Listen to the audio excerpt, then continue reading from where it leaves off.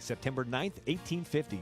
The Constitution, which prohibited slavery, stated in its preamble, "We, the people of the state of California, grateful to Almighty God for our freedom, in order to secure and perpetuate its blessings, do establish this Constitution." This has been an American Minute with Bill Federer. For a free transcript, call American Minute at 1-888-USA-WORD.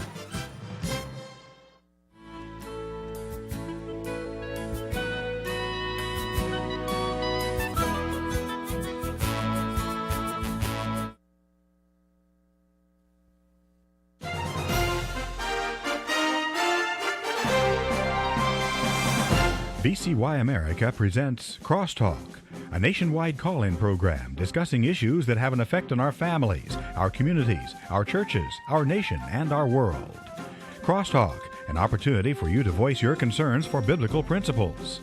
And now live by satellite and around the world on the internet at VCYAmerica.org. Here is today's Crosstalk. We do thank you for joining us on Crosstalk here on VCY America. And yes, today, the day after our special 35th anniversary program, we are going to have a news roundup here today on the broadcast. And we thank you for tuning in. And we'll cover a number of issues on the broadcast today. I wish we could be totally extensive of all the things that are happening, but there is so much that is going on. We'll cover as many topics as we can here today. Did have a number of people contact us yesterday asking for that complimentary book, God's Continuing Miracle, The VCY Story. And if you missed getting your copy, you may simply contact us by email, vcy@vcyamerica.org, vcy@vcyamerica.org, or just give us a call at 1-800-729-9829 to request your complimentary copy. And that'll tell you more about the background of VCY America and the Crosstalk program that comes your way daily here on this station. Well, getting into the news for the week, reactions to the death of Queen Elizabeth II pouring in from leaders around the globe.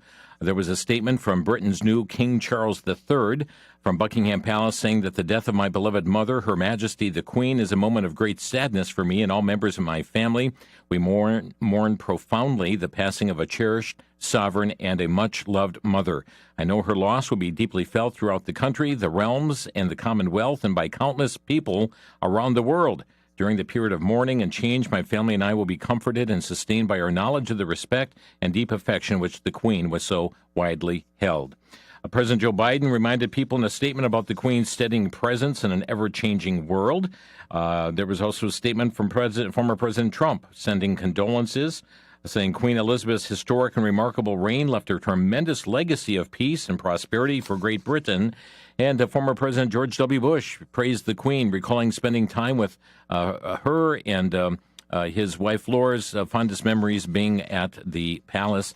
Very interesting indeed. But something in regard to her, in addition to her royal title, and by the way, that original story coming from CBN News, but also Todd Starnes picking up that in addition to her royal title, Queen Elizabeth II was the Supreme Governor of the Church of England and attended church weekly, pray daily, according to the Bible Society. In August, she wrote, "Throughout my life, the message and teachings of Christ have been my guide, and in them I find hope." She said, "I've been and remain very grateful to you for your prayers and to God for his steadfast love. I have indeed seen his faithfulness." She wrote, "The servant queen and the king she serves," discussing her faith in Christ. The Queen often spoke about her Christian faith in her Christmas messages. In her final message, she said, "Jesus, a man whose teachings have been handed down from generation to generation and have been the bedrock of my faith, his birth marked a new beginning." Also mentioning in Christmas 2000, she said, "For me, the teachings of Christ and my own personal accountability before God provide a framework in which I try to lead my life. I, like so many of you, have drawn great comfort in difficult times from Christ's words and examples." And let me just play one excerpt here from 2016 from her Christmas message. Jesus Christ lived obscurely for most of his life and never traveled far. He was maligned and rejected by many, though he had done no wrong. And yet billions of people now follow his teaching and find in him the guiding light for their lives. I am one of them because Christ's example helps me see the value of doing small things with great love. Whoever does them and whatever they themselves believe. The message of Christmas reminds us that inspiration is a gift to be given as well as received, and that love begins small but always grows. I wish you all a very happy Christmas. That was from Queen Elizabeth on her Christmas message 2016. Well, I find it interesting.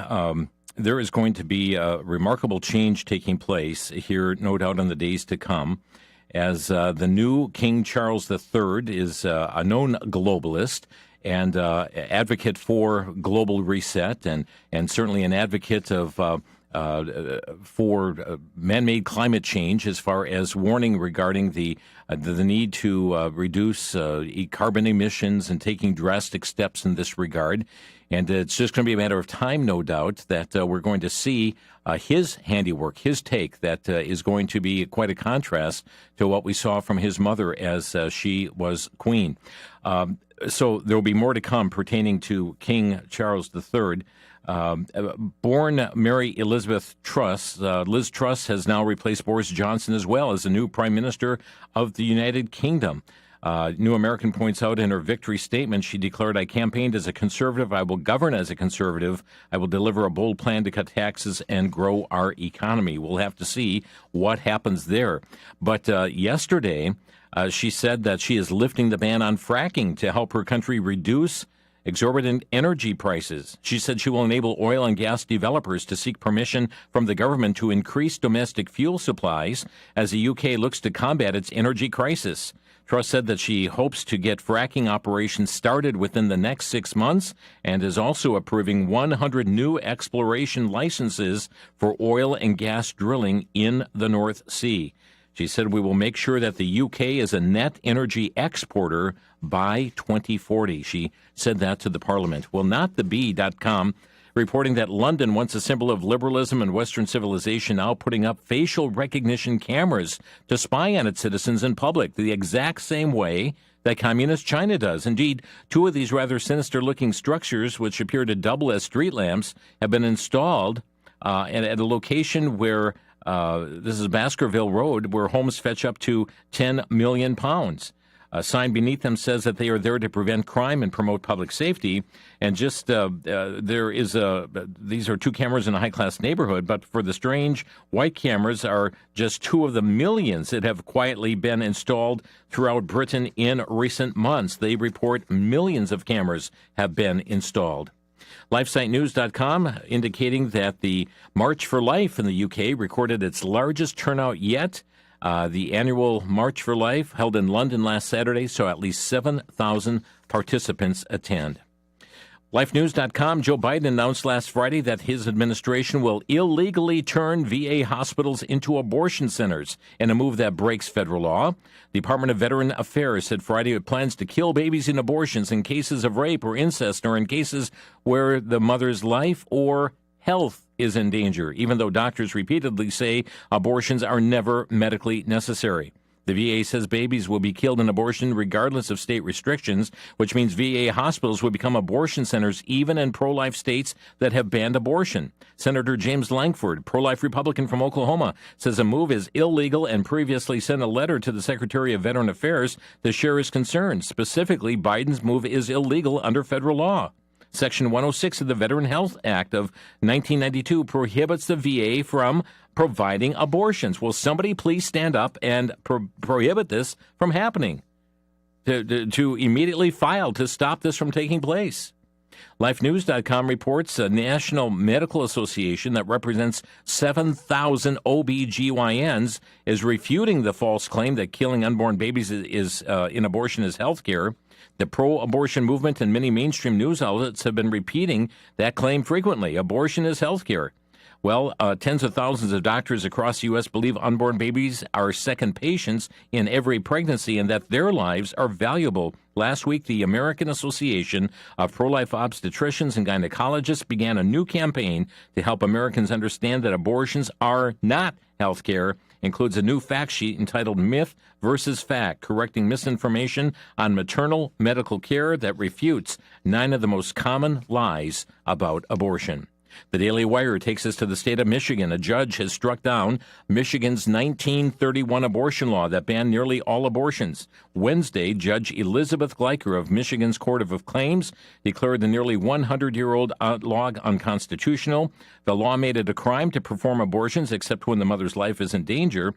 She ruled, though, that the law will endanger the health and lives of women, violating both their bodily integrity and right to equal protection as protected under the Michigan Constitution, which she said could be interpreted more broadly than the federal Constitution. We'll see what happens as that moves up the legal chain.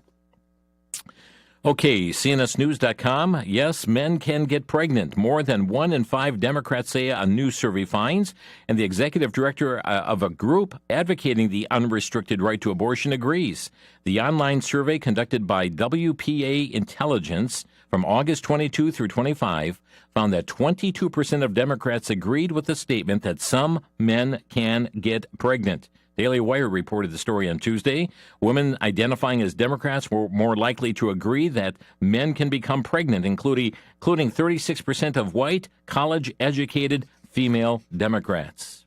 The Star News Network reporting the record number of illegal migrants has been entering the U.S. since President Joe Biden took office, are now burdening the country's immigration system, the New York Times reported. Since the start of the Biden administration, migrants have flowed into the U.S. in record numbers, with 3,463,430 migrants encountered at the southern border between January of 21 and August of 22, according to a U.S. Customs and Border Protection.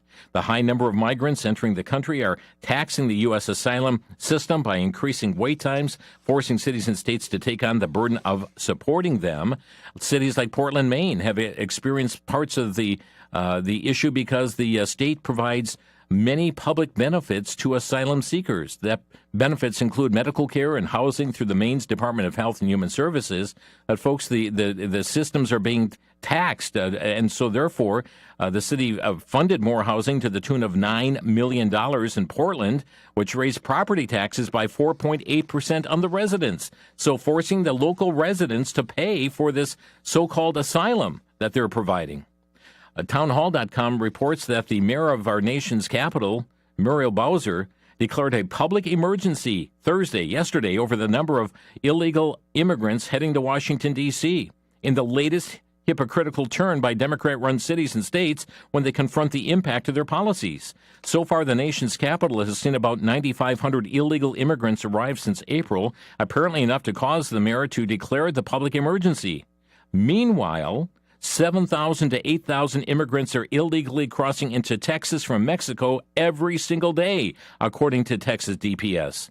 According to Mayor Bowser's declaration, City Hall will throw $10 million in taxpayer money at creating more bureaucracy in the form of a new Office of Migrant Services that will provide support with reception, respite, meals, temporary accommodations, urgent medical needs, transportation, connection to resettlement services, translation services, and other needs that are to be determined.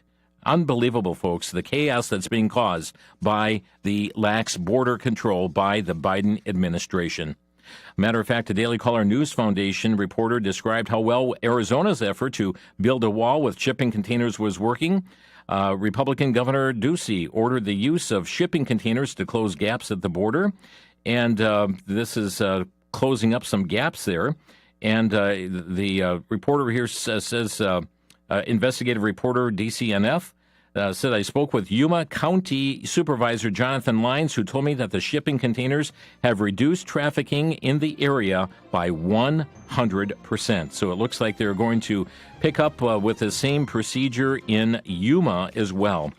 We'll have some more stories after the break. It's a News Roundup Friday here on Crosstalk, coming your way from the VCY America Network.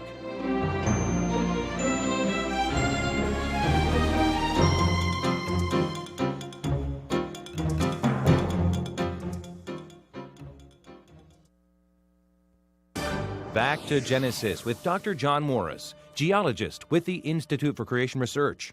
Dr. Morris, did the fossils take millions and millions of years to form? Chris, we're all taught this, but in some ways this doesn't seem to make sense. We find millions and billions of well-preserved fossils, such as fish showing scales and tiny bones. Yet when a fish dies, it floats to the surface or it sinks to the bottom where it's eaten by scavengers or quickly decays. In order for it to be preserved, it's got to be buried rapidly away from destructive processes. It seems obvious that fossils must be buried quickly by water action, and what can do that? I propose the Great Flood of Noah's Day. The fossils, by and large, are animals that died in the flood, laid down in sediments deposited by the flood. Yes, indeed, Chris, the flood is the key. It's the flood mentioned back in Genesis. To learn more about creation, get our free DVD called That's a Fact. Call us at 800-628-7640 and mention the promo code FACT.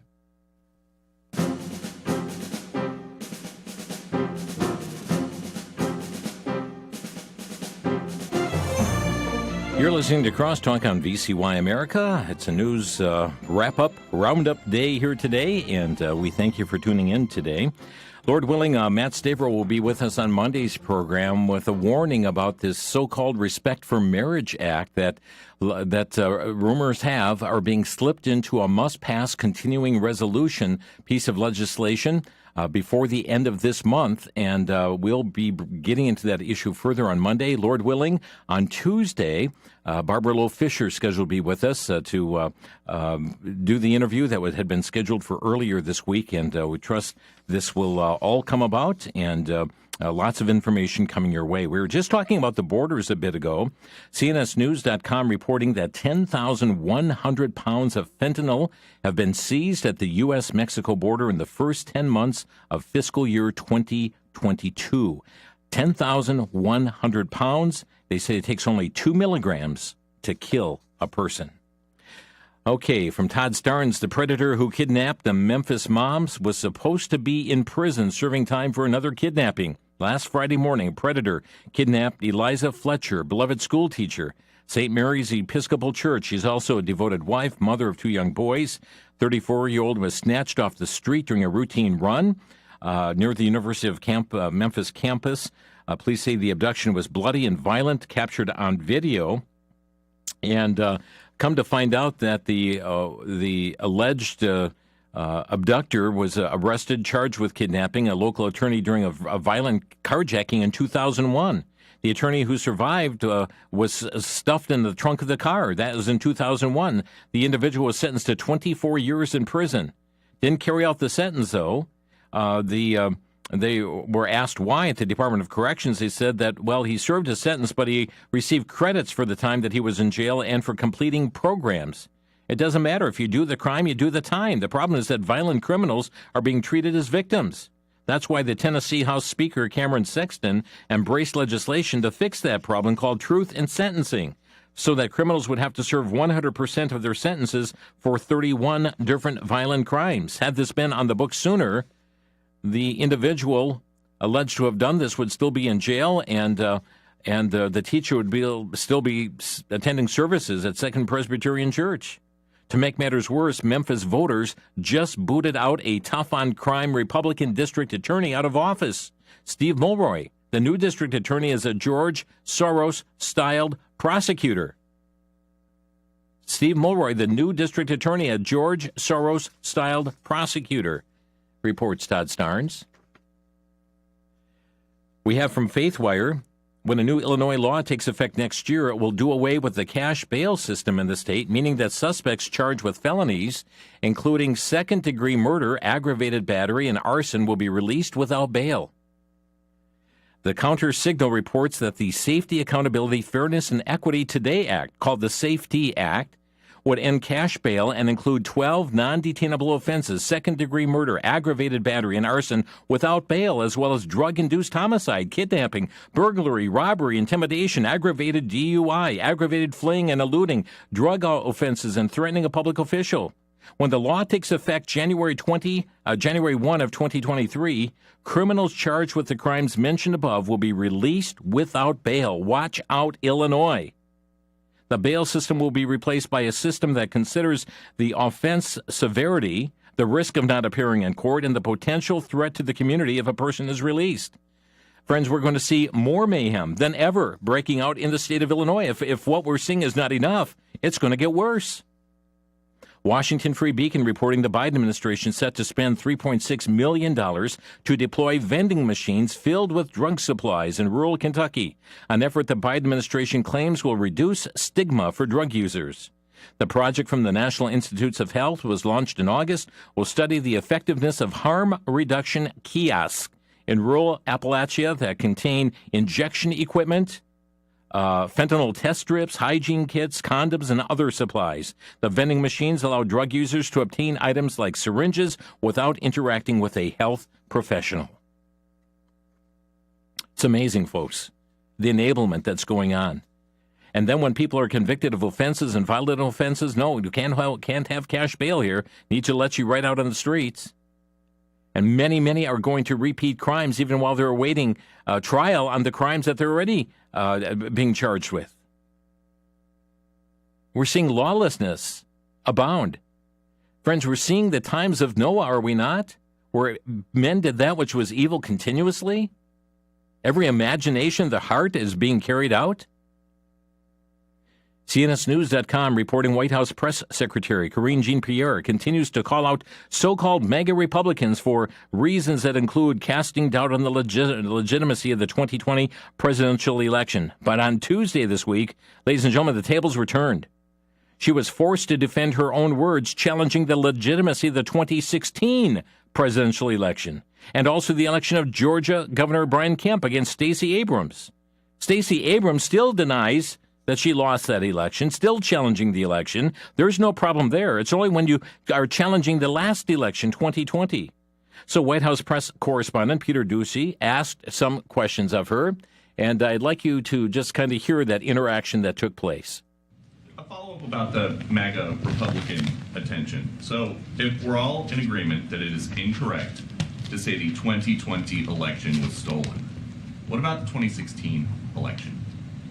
Look, I'm not going to go back to where we were or what happened in 2016. We're going to focus on the here and now. We're going to focus on what's happening today, this inflection point that the president pointed out very clearly, very decisively in a few speeches about what the country needs to do at this time to bring the country together. And he believes that's where majority of Americans are when it comes to protecting our democracy, when it comes to protecting our rights, and when it comes to protecting our freedoms. That's what we're going to talk about. That's what we're going to focus on where we are at today. But just in trying to understand the new attention on the MAGA Republicans, you tweeted in 2016 Trump stole an election. I was waiting, Peter, when you were going to ask me that question. Well, great. Here we go. You tweeted Trump stole an election. You tweeted Brian Kemp stole an election. If denying election results is extreme now, why wasn't it then? let's be really clear. That comparison that you made is just ridiculous. I have been. Well, you're asking me a question. Yes. Let me answer it. And you said it was ridiculous. I was talking specifically at that time of what was happening with voting rights and what was in danger of voting rights. That's what I was speaking to at the time. Yep. And here's the thing. I have said Governor Kemp won the election in Georgia. I've been clear about that. I have said President Trump won the election of 2016, and I've been clear about that. What we are talking about right now is, let's not forget what happened on January 6, 2021, when we saw an insurrection, a mob that was incited by the person who occupied this campus, this facility at that time. And it was an attack on our democracy. Let's not forget, people died that day. Law enforcement were attacked that day. That was the danger that we were seeing at the time. That's what the president has called out, and that's what he's going to continue to call out. So yes, when you have MAGA Republicans, a extreme part of Republicans who just deny or do not want to really say what exactly happened on that day, or say it was a protest when it clearly was not a peaceful protest. That's not what we saw on that day. Yes, the president is going to call that out. And here's the thing. Majority of Americans agree with him. Majority of Americans agree with this president on protecting our democracy, protecting our freedom, and protecting our rights. That's what we're talking about today, and that's what the president's going to focus on. Wow, What a response. What a response. I mean, you can't, don't look back at what I tweeted in 2016 when I questioned the election of President Trump into that position. Do not question when don't ask me about when Governor Brian Kemp, when I questioned his winning against Stacey Abrams. No, that's ridiculous to make that comparison. Isn't that interesting when the tables have been turned on her in this matter? And then she talked about President Trump inciting a mob, inciting this insurrection. Very interesting language there coming from the White House press secretary. Well, I know many of you are following Kari Lake, who is running for governor in the state of Arizona. And the reporters trying to trip her up on many occasions. Another Joe Biden speech wherein he declared all supporters of Trump and the Republican Party enemies of the state. A reporter tried to turn the tables on Lake, who, like others, accused Biden of dividing the country. So, without fail, the reporter asked, do you feel Donald Trump is doing the same by falsely telling people that he won the election when he lost it? Here's that question and how Kari Lake, running for governor of Arizona, responded. Sorry, you said you feel like Joe Biden is dividing the country, but do you feel like Donald Trump is doing the same by falsely telling people that he won that election when he lost it? How does that divide the country? Questioning an election where there are obviously problems is dividing the country? Since when can we not ask questions about our elections? As a journalist for many years, I was a journalist after 2016, and I distinctly remember many people just like you asking a lot of questions about the 2016 election results. And nobody tried to shut you up. Nobody tried to tell Hillary Clinton to shut up. Nobody tried to tell Kamala Harris when she was questioning the legitimacy of these electronic voting machines to stop. We have freedom of speech in this country, and you of all people should appreciate that. You're supposedly a journalist. You should appreciate that. So I don't see how asking questions about an election where there are many problems is dividing a country. What I do see dividing a country is shutting people down, censoring people, canceling people, trying to destroy people's lives when they do ask questions. Last I heard, we still have the Constitution. It's hanging by a thread, thanks to some of the work some people in this area have done. But we're going to save that Constitution, and we're going to bring back freedom of speech. And maybe someday you'll thank us for that. Kari Lake, who's running for governor of the state of Arizona. Well, Todd Starnes points out that, asks this question, did Biden appoint a Satanist as a monkeypox coordinator? His a Pentagon-wearing appointment to lead the White House response to the monkeypox outbreak, raising eyebrows. This is Dr. Dmitry Daskalakis, was named as the White House National Monkeypox Response Deputy Coordinator in August. And he was, Newsmax host Benny Johnson asked a lengthy thread on Twitter, did he appoint a Satanist? You see, Johnson shared magazine spreads and images that this appointee had posted where he's displaying the pentagram, that is, the official symbol of the Church of Satan. And Johnson pointed out, pentagram is proudly being displayed. And also other matters as well that of his involvement and tats and so forth is such that are displaying that causing the concern that there may be a Satanist now as monkeypox coordinator. The question's being asked, and I think there are answers that need to be forthcoming on that as well. The Western Journal reporting a preschool teacher in Portland, Oregon, went public about the challenges of being infected with monkeypox.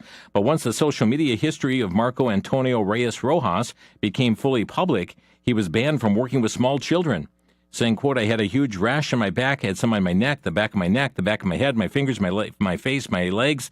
That's when everything came to reality and everything pointed that you have monkeypox. Well, then the situation got worse when state officials, people felt sorry for him. There was a GoFundMe that was set up, but state officials were asked about when Reyes Rojas, who's 30, is openly gay, had been posting on social media. The Office of Child Care has determined that the individual is not suitable for the enrollment in the registry and that individual poses a substantial threat and serious danger to the health and safety of children and suspended the individual's enrollment from the Central Background Registry effective August 19th. Some very inappropriate postings that had been on there saying that he had posted sexually explicit and highly concerning posts about his physical and emotional state while working with children, child care, on his personal social media account. We'll have more stories right after the break. Stay with us. Crosstalk as we know it began airing in 1987. Good afternoon to you. Vic Eliason here. We are going to be talking today with... It comes your way from the VCY America network out of Milwaukee. Did you ever wonder what the letters VCY stand for? Ever pondered what's behind the ministry that presents Crosstalk every day? We're pleased to share with you a free copy of the magazine formatted book, God's Continuing Miracle, The VCY Story.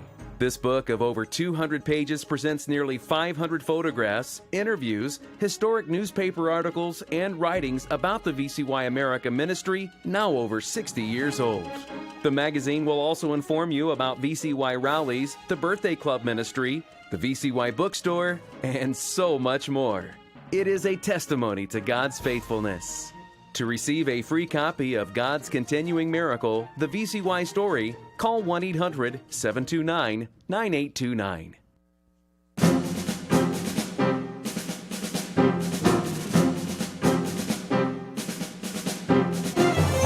You're listening to Crosstalk on VCY America, and a News Roundup Day here today will give you some opportunities in just a short while as well to call in on the broadcast here today. La Crosse, Wisconsin. La Crosse Tribune reporting that the La Crosse Common Council passed a ban on so-called conversion therapy for a second time now. They redrafted the original in hopes to protect it against legal challenges. The ban prohibits medical professionals from performing what they call conversion therapy on anyone under the age of 18 in the city of La Crosse. We understand the council passed this on an 8-4 vote, one abstention. The council member, Mac Keel, who sponsored this, said, "I do not want us to be scared away because we might be sued because we're looking out for the best interests for the people in this city." So we'll see if a lawsuit is going to be filed after this. But the La Crosse City Council defied the many citizens who spoke against this proposed ban, and last night passed the so-called ban on conversion therapy. A disturbing story to parents of preschoolers. Todd Starnes has a story. The popular UK children's show Peppa Pig introduced its first same-sex couple on Tuesday, promoting substantial backlash from parents on Twitter, The Independent reported. The issue is addressed on the show. By the way, it is going to be released in the U.S. on Nickelodeon. A polar bear cartoon character draws a picture of her family featuring 2 adult female polar bears sitting at a table for dinner. "I'm Penny Polar Bear. I live with my mommy and my other mommy. One mommy is a doctor and one mommy cooks spaghetti. I love spaghetti," the character says. The introduction comes several years after over 23,000 signatories called on the show's writers to include a gay or lesbian couple in a campaign for inclusion and diversity. And now, ladies and gentlemen, it has hit Peppa Pig. LifeSiteNews.com is reporting the wealthy and influential Pritzker family is behind a push by Lurie Children's Hospital in Chicago to push gender ideology onto children through public schools. The renowned hospital has received more than $20 million from James Pritzker and his family. In 2013, James Pritzker said he was transgender, began using the name Jennifer. His cousin is J.B. Pritzker, the pro-abortion, pro-LGBT Democratic governor of Illinois. J.B.'s sister Penny served as President Barack Obama's Commerce Secretary. Many of the family members are billionaires from real estate and other business holdings, which include the Hyatt hotel chain, reports LifeSiteNews.com. Investigative journalist Christopher Rufo, reporting in City Journal, detailed how the Children's Hospital has provided materials to school leaders promoting radical gender theory, trans activism, and sexually explicit materials in at least 4 Chicago area public school systems. According to a whistleblower, those documents were circulated to administrators, teachers, and other staff at the middle school and high school level as part of an ongoing employee training program. Fox News reporting that children's hospitals nationwide will soon be faced with the decision whether to continue following the guidance of a leading transgender health association that is expected to lower its recommended ages, that is, for body-altering surgeries to minors under the age of 18. The World Professional Association for Transgender Health has yet to release its much-anticipated Standards of Care version 8 that will lower its age recommendations to 15 years old, and also for for some procedures and other surgeries, 17 years old. Truly amazing what's going on. The World Transgender Health Organization posed now to give hospitals a green light to lower the age on their youth surgeries. Just to hit another issue today, there's much happening with Ukraine as well. Roll call reporting that the Biden administration is seeking tens of billions of dollars in emergency funds, part of the upcoming short-term spending bill lawmakers will take up later this month, but requesting some $47.1 billion. We understand that there is going to be Ukraine would receive $11.7 billion under the White House proposal, $7.2 billion in military aid, $4.5 billion to battle the spread of monkeypox virus, $600 million of that devoted to international efforts. $4.5 billion in direct budget support to the Ukrainian government as well. USA Today reporting that the Russian President Vladimir Putin said Wednesday that Moscow will press on with its military action in Ukraine until reaching its goal, and mocked Western attempts to drive Russia into a corner with sanctions. National Review telling us that Russia is turning to North Korea to buy millions of artillery shells and rockets. The New York Times is reporting, citing declassified U.S. intelligence. The report comes after Russia received the first batch of Iranian drones capable of conducting strikes and electronic warfare, and indicates a growing Russian dependence on foreign arms as its supplies dwindle 6 months into the Russia-Ukraine war. Jihad Watch reporting Iran's desperation to achieve a nuclear deal that will enable it to become a nuclear power was evident anew as the regime dangled a carrot to the sinking EU as the latter scrambles in the face of an energy crisis due to Russian gas cuts. Iran reminded the EU that winter is coming, and it urges a quick resolution to achieve a nuke deal on its own terms. Daily Wire telling us that the European Commission President Ursula von der Leyen announced Wednesday that the European Union would propose a mandatory target for reducing electricity consumption during peak demand. European powers are scrambling to address energy shortages as natural gas prices increase more than tenfold compared to normal levels ahead of the winter months, pointing to a low hydropower generation and disruptions caused by the Russian invasion of Ukraine. Von der Leyen revealed in a speech that the European Union plans to work with member states to limit that power usage. There are issues going on all over the world on this matter of power, and the U.S. is not going to be exempt in all of this.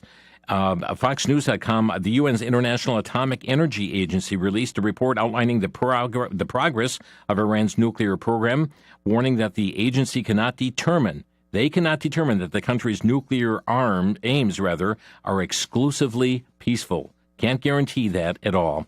Friends, let's open some phone lines here today on Crosstalk. I know we've covered a number of issues. There's more here that I have in my stacks, but would like to hear from you today. Our number 800-733-9829. If you'd like to comment on these or other current event issues, our number again, 1-800-733-9829.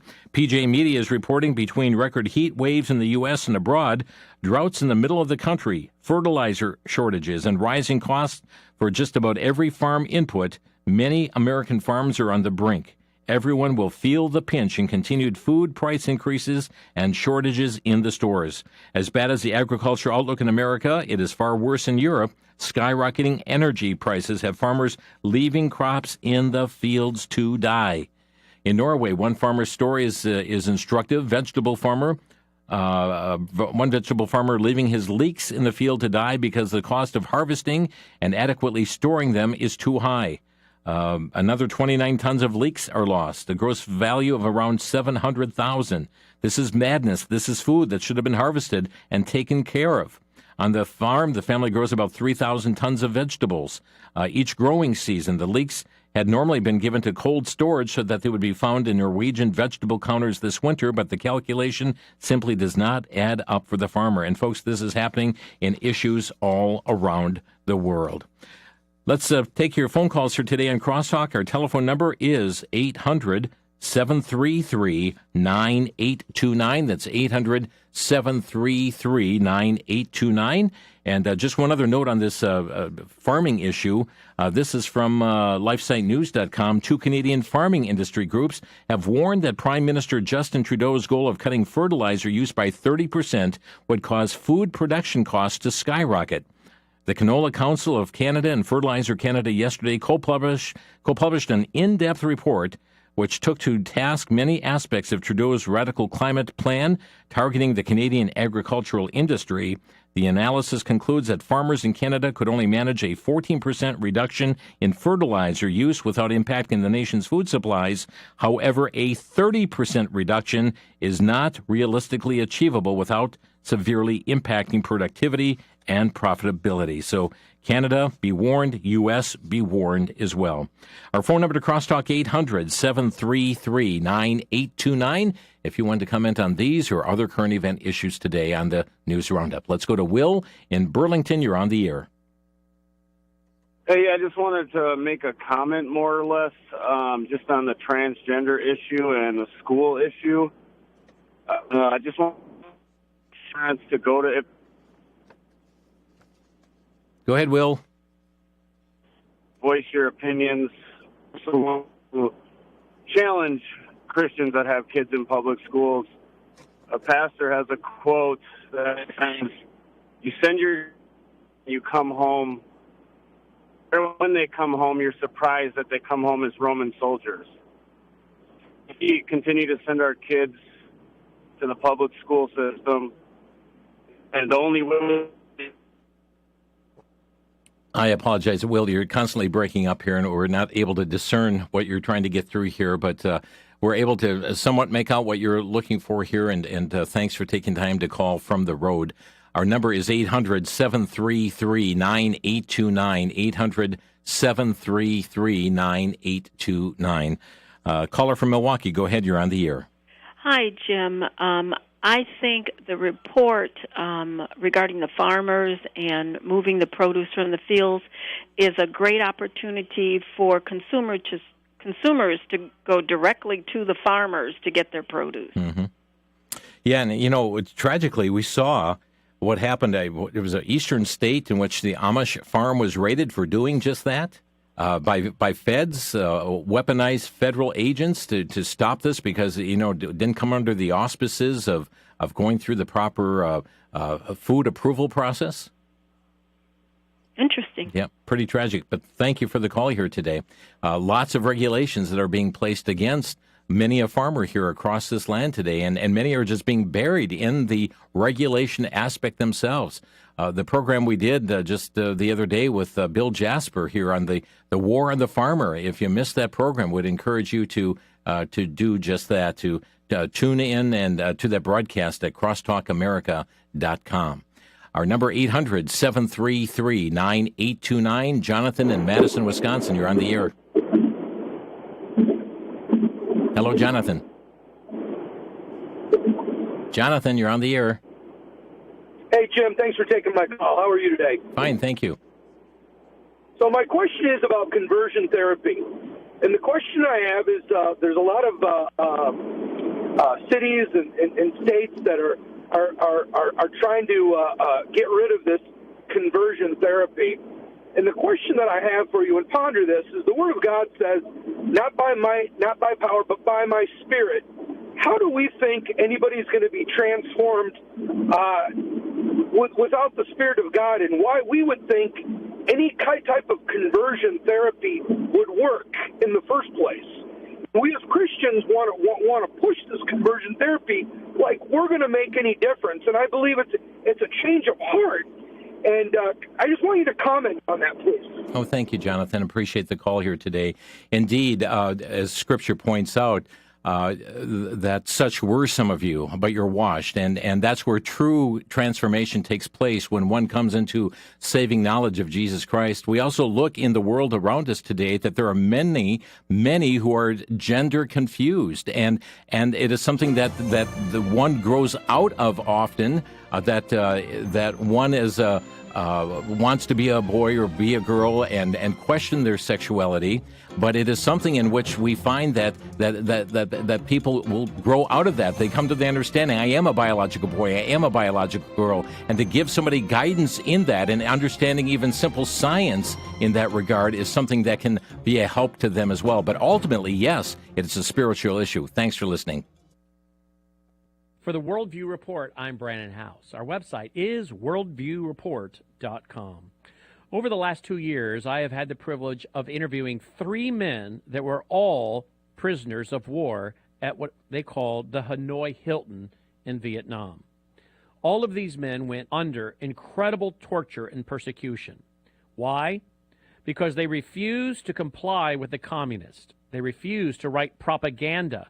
They refused to go on camera and give propaganda. They refused to cooperate with the communists. They resisted. How many of us in America today are cooperating with the communists, either by self-censorship, what we're not willing to say anymore, or by literally turning over our treasured institutions to them? Americans must learn from the prisoners of war of the Vietnam War that resisted and were involved in leadership, communication, organization, and resistance.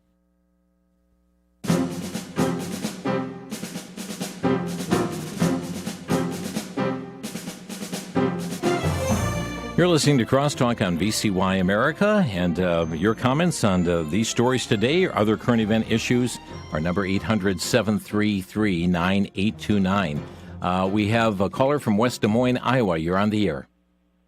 Yes, I'm just wondering what can we do besides just sit by and hear what's happening every day about the LGBTQ. They have acquired their freedom, but why are they allowed to insist other people live like them? If they want to live their life, it's free in this country, but why are they allowed to oppress and decide who can do what and who cannot do what, and like forcing their education even to preschool? I mean, what can we do to stop this and not have to go to jail or I don't know. What can we do? Well, when was the last school board meeting you were at? At 85, I've only been to one. Okay, in 85 years you've been to one school board meeting. Are you active in voting? I am. Mm-hmm. Okay, so that's certainly something you can do, is to be informed in that regard, but also to stand against policies. So even with school boards, it's and library boards, it is speaking up and letting your voice be heard, and so it's monitoring what's happening within the school boards or library boards, and then as policies are considered, to speak up in opposition to those things. It's also putting into positions of authority from aldermen to county leaders, to your mayors, to your state representatives, to the U.S. Congress, those that reflect your values. That is something that certainly can be done. When a library is wanting to have a drag queen story hour, it's making your phone calls to that library and speaking in opposition and informing others about that to do the same thing. In other words, it's being resistant to an agenda that's being forced upon individuals. It's when you see actions in your community or such where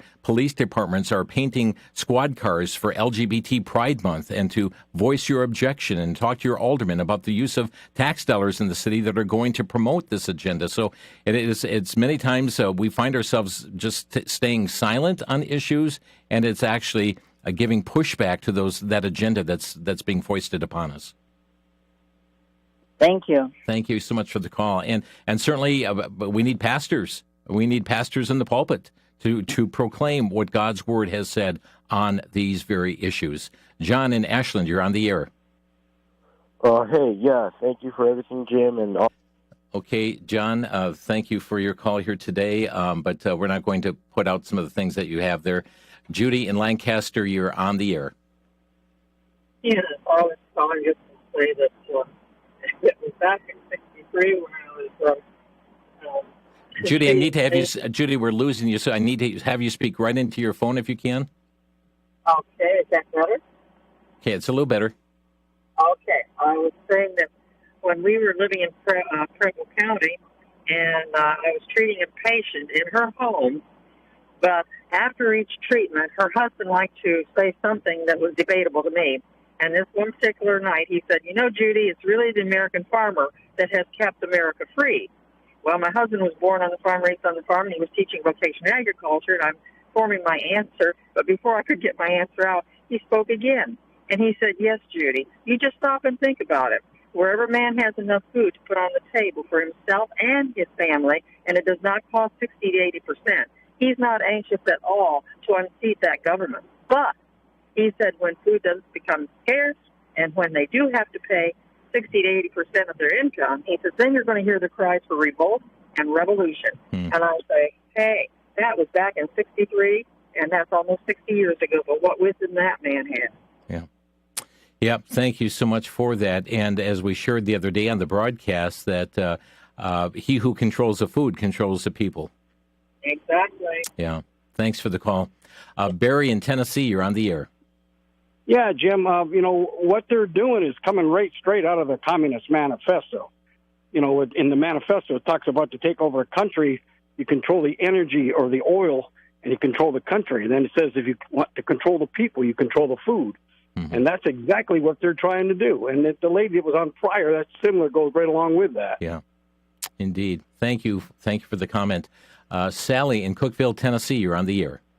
Yes, I just wanted to comment something positive. At our local college here, we've had a drag show event, and of course, children were there, and so we held a prayer event at the church. We're praying for our city and state and nation.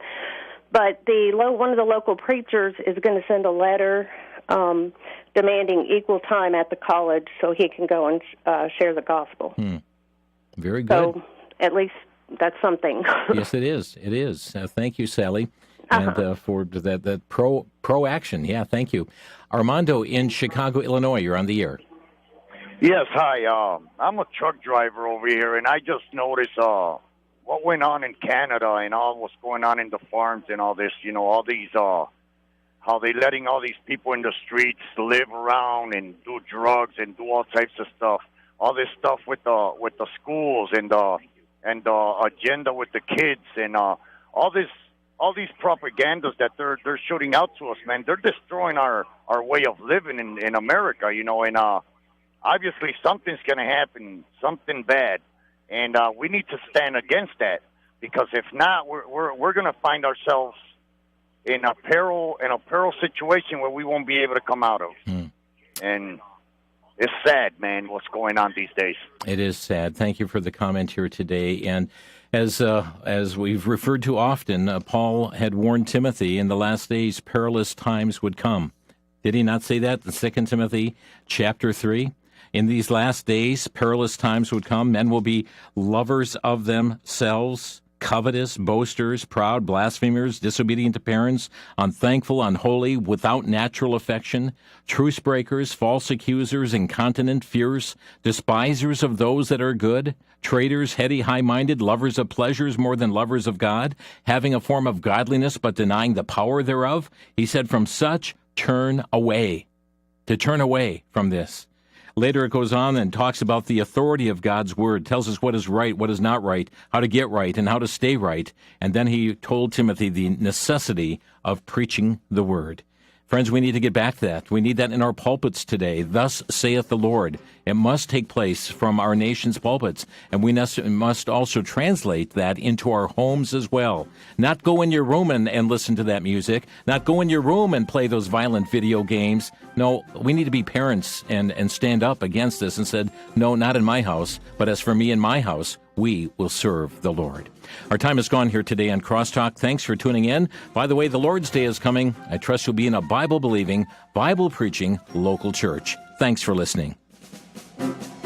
You've been listening to Crosstalk via satellite and the internet from VCY America. Views expressed may or may not be those of this station. For a CD of today's program, send a donation of $6 or more to VCY Tape Ministry, 3434 West Kilbourne Avenue, Milwaukee, Wisconsin, 53208, or download by RSS or podcast from crosstalkamerica.com.